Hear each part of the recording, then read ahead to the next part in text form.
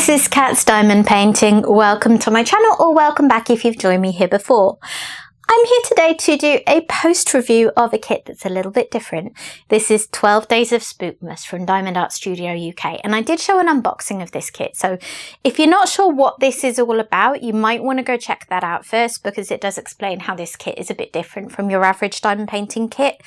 Now, before I go any further, I'm assuming, because I will have put that there are massive spoilers, all the spoilers in the thumbnail. So I'm assuming that if you have clicked on this video, you are happy to see the 12 Days of Spookmas canvas, which was a mystery kit. I haven't seen any pictures of it anywhere else on social media because people are respecting the fact that other people want to have the option of working on it as a mystery.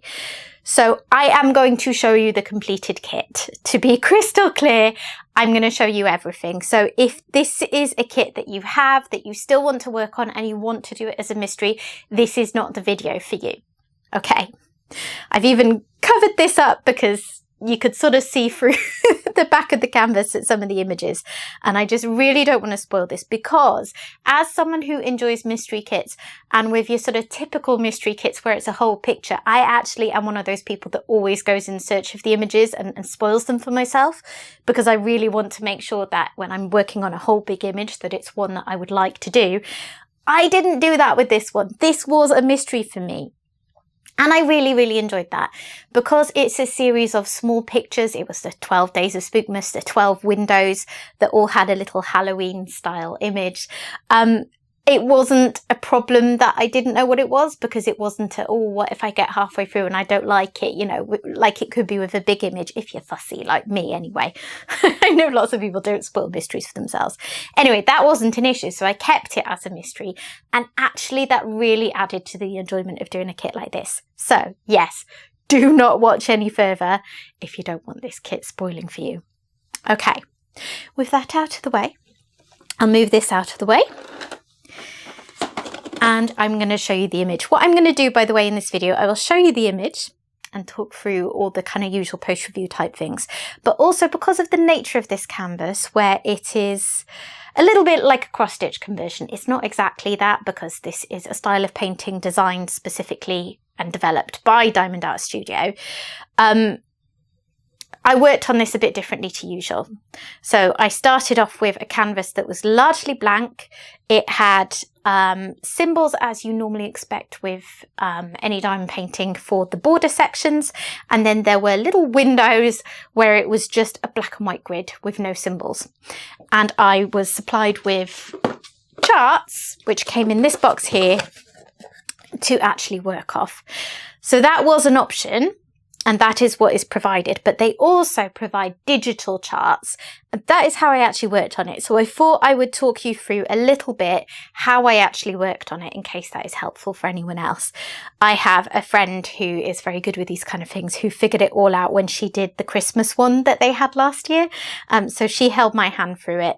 Can't guarantee I'll do a great job of explaining it, but it may possibly help someone if you are thinking of doing something similar. Because I used Markup on the iPad, and when I've seen people do cross-stitch conversions, they tend to be using, what's it called? Pattern Keeper, I think, on an Android tablet. And Markup is obviously similar. It's trying to do the same job, but it works a bit differently. So I will talk you through that as well, because I worked off an iPad and I found that easier than I think I would have found it working off the charts. Okay, so final chance. I'm going to turn the picture over. Here I go. Here it is. It is so adorable. So Sam at Diamond Art Studio did say to me before I started working on this, and before I did my unboxing video, to let people know that it was, you know, cute, cartoonish, fun kind of Halloween images, nothing dark, none of that side of Halloween. And I think that's absolutely fits the bill for a description. They're really sweet, all of them. Even though they're things like a zombie hand and a mummy and a vampire, they're really sweet. I enjoyed these a lot. So they are all designed in-house by the Diamond Art Studio team. They did the same thing with the Christmas Advent one that they did last year, which was the first one of these Chart to Art series. And they now have 2 other kits as well. One is a Christmas one, like a Christmas woodland one, I think. And the other is a floral one. And those are designed by 2 of the artists that they license. So they're going to be a little bit different. And I definitely have my eye on at least one of those in the future because I did really, really, really enjoy this project. So it had 32 colours, of which 1, 2, 3, 4, 5, 6, 7 were ABs. Some were used a lot more heavily than others, as is always the way.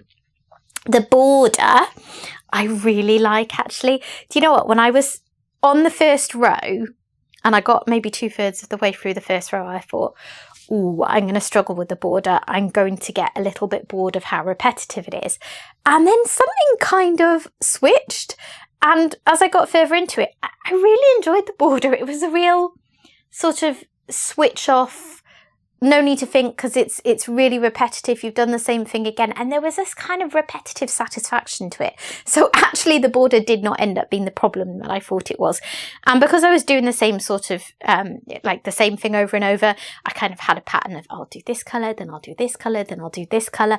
And I was flying through the border by the end.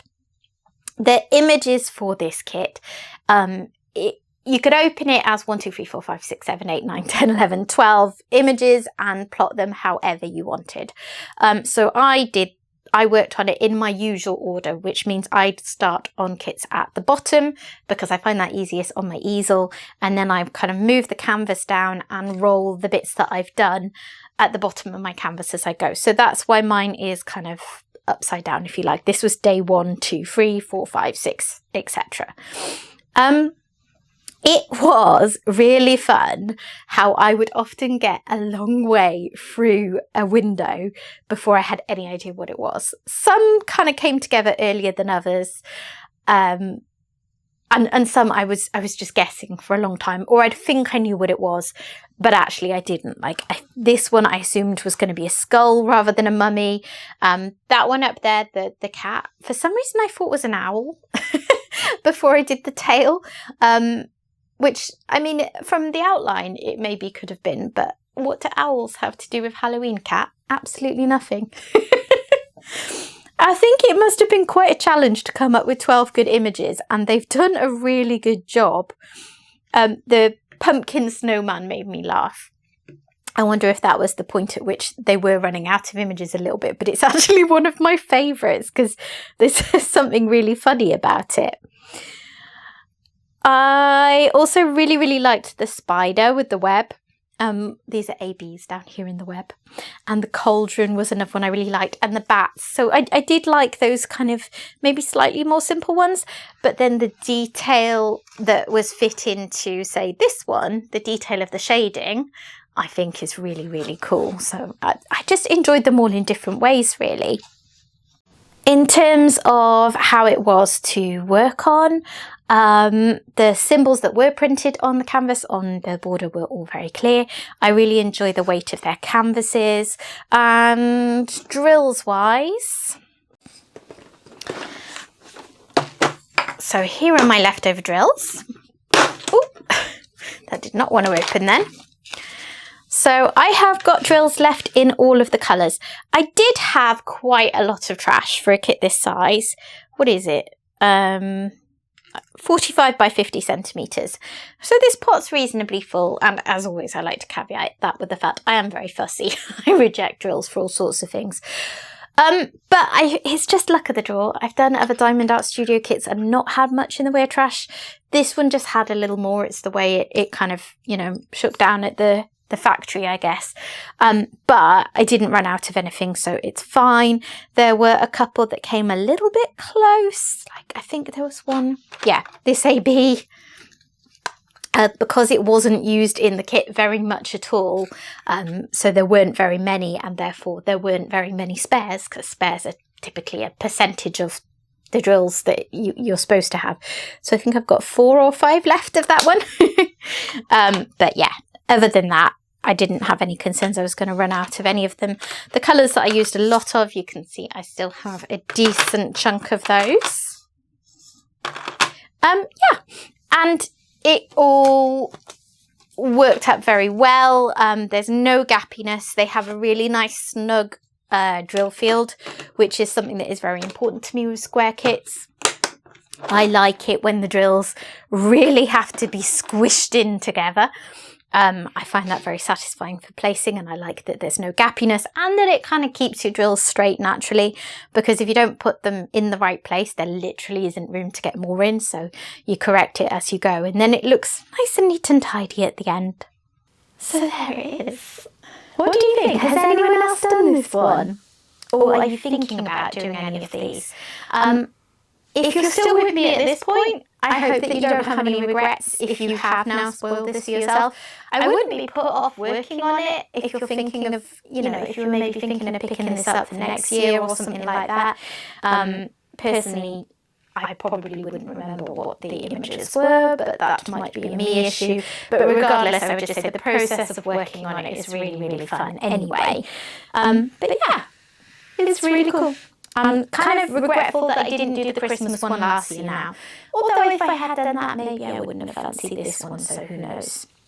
I think they have got a really cool idea going on here, this chart to art, because I never really particularly fancied doing a cross-stitch conversion.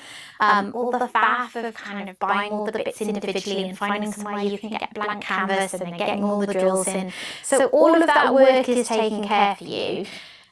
Care of for you. You have all the border section that's sort of traditional diamond painting that works up nice and quickly. So it's a really accessible way of doing it. And I was daunted before I started. I wasn't sure how I'd get on with it. And I would say that I personally found that I adapted to the process quite quickly and easily. I did used to do a lot of counted cross stitch when I was younger, so that probably did help. But regardless, I'd say give it a go. If you are thinking of trying one of these, give it a go. And I hope that they bring out lots more of these chart to art kits in the future. Okay, Markup. So as I mentioned, they provided the charts, and I'm not going to show you the whole part of any of these charts because it's kind of etiquette, I guess, that I've learned online with anything cross-stitch conversion related, because you don't want to display the whole chart and then someone's got the option to just copy that without having paid for it. So yeah, you can see there what it looks like. And if I wanted to work off these, I probably would have done what I used to do with cross-stitch and just had a highlighter pen and coloured them off as I go. You have to mark them off in some way, I think. I'd be surprised if anyone's brain works in such a way that they don't need to have it ticked off. But as I said, I worked on Markup. So let me just load it up. So this is the app. And I will go into the actual chart in a little bit to show you what it was like. So as I said, if you buy the kit, Diamond Art Studio allows you to download the PDFs from their website. For obvious reasons, you do need to have purchased the kit. They are individual charts, just like the individual pieces of paper. So one of the things that you need to do if using Markup, first of all, is to get some sort of program, like I believe Adobe does it, and combine all of those 12 charts into one file. The reason for that is that once you've loaded them all into here, you're going to have to assign each symbol a colour from the DMC if you want your chart to look coloured in when you've done it, which visually makes it a lot easier to know what you've done. Now, my very good friend who taught me how to do this did all that for me. She also bought the whole kit separately, so she sent it on to me as a PDF, but there was no thievery because we had both paid for it. Just having done the work, she was kind enough to let me use it.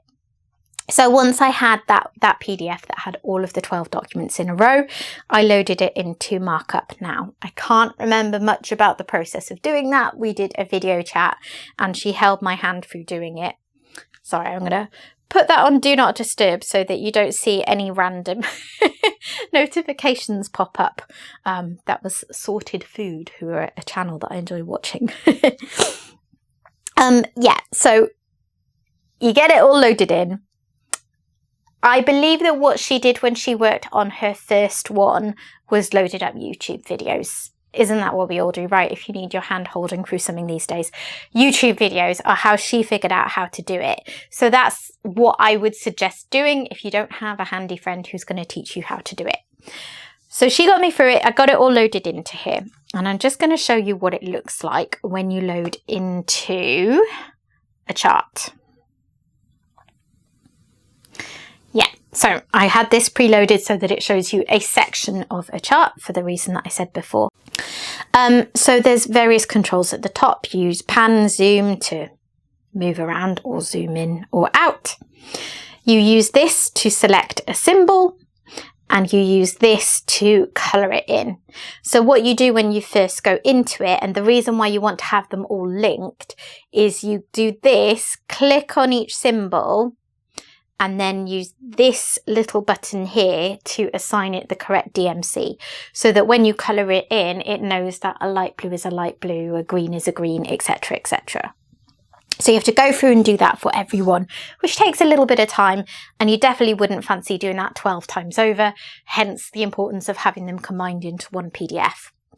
Then when you're working on it, you just, again, use this one to click on a symbol. There's a couple here that aren't coloured in. Then you go Markup, and then you can just colour it in. The reason why those weren't coloured in is one of the only things that I didn't particularly enjoy about working on Markup is that quite often it wouldn't recognise all of the symbols for a particular colour. So this one was particularly bad. As you can see, it's done it twice over. There's two there that it didn't recognise as being part of it. You have this symbol detection sensitivity bar, which you could move around, and sometimes that would be enough for it to grab all of the symbols of a colour. Sometimes it wasn't. It annoyed me a lot at the start. I kind of got used to it. And if there were just a couple of symbols that weren't coloured in, then it was easy enough to ignore that and not be thrown by it. So the way that I tended to tackle it was this Y symbol was a blue, and as you can see, there is blue in the background of all of them quite heavily. So I would typically go through and do all of the Y symbols. For some reason, I've got one coloured as black there. Goodness knows what I did. And then that would just give me a good framework. And it was often quite helpful to do each square in order of the most colours down to the least colours, because what you don't want to be doing is you've got a colour that, say you've only got 10 drills and they're spread around, and you're having to count 15 gaps till I do one and 21 gaps till I do one, or whatever it might be, because that's how you're going to make lots of mistakes. So I used the blue symbol to really colour in a lot of the background, and then any other colours that it made sense to do that for. And then it was a lot easier once I got onto the colours that had smaller numbers of them, because there'd be lots of things placed around to use as landmarks. I hope that makes sense. And then once you're done, it's all coloured in, because you've preset all of these symbols to have a corresponding colour. So it's all coloured in. So this looks like that. I think this is number 12, that cat up there. So yeah, it gives you a nice guide so that you can follow through. And if I was doing it on paper, I probably would have just used a marker pen with one colour. So I wouldn't have had quite that same visibility, which was quite handy. The other thing that wasn't so ideal about Markup was that some of the colours, like ABs, for instance, there was no way to put them in as a particular AB. But what you could just do with those is use the DMC, because, you know, this doesn't actually have to match up perfectly. Other than that, I think I started off thinking that I wasn't going to be a big fan of the Markup app because of little gripes, like it not picking up all the symbols. But as I got more used to it, I got better at getting around that, like fiddling around with the symbol detection sensitivity. And also just it stopped mattering as much as I got more used to the process, and I was less worried about messing up all the time, which I have to say happened quite quickly. Again, I'll mention I had counted cross-stitch experience, so this wasn't completely new to me as a process. But yeah, by the time I'd done the first square, I was like, oh, okay, I feel like I know what I'm doing. It's all good. Let's get into this. And what I tended to do was do a fair chunk of border, and then go back and do these. These were The border was like the nice, easy, routine, relaxing because it's easy bit. And then when I wanted a bit of brain activity, I would go through and fill in one of the sections. And these would take me probably somewhere between an hour to 2 hours. So they weren't that daunting. I could sit down for an evening and say, right, I'm going to spend my diamond painting time today and do one of these sections and then get to see the whole image. So there you have it. What do you reckon? Which one's your favourite? I'm looking over it. You know, I really do like the cauldron because there's green ABs used for the stuff that's in the cauldron and that's bubbling up. And I really like that. That and the spider, I think, would be my favourites. But let me know what you think. So yeah, that is the 12 Days of Spookmas from Diamond Art Studio UK. And I thoroughly enjoyed it. I've already been in touch with Sam and said I'm definitely buying the floral one by Moonshape Monday at some point. That one I think is one whole picture.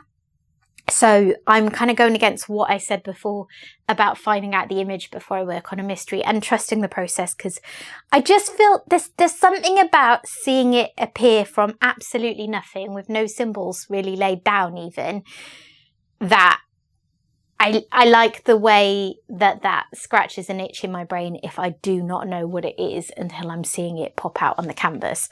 So I'm not going to find out what that one is, and it'll be a little different because it's one whole picture rather than, you know, you can just do a section. So I'll have to think about what order I open the envelopes, as it were, or work on the charts if I'm using Markup again, as I probably would be, in order to make sure that I'm actually getting the picture in the right order, because of how I say I like to start at the bottom.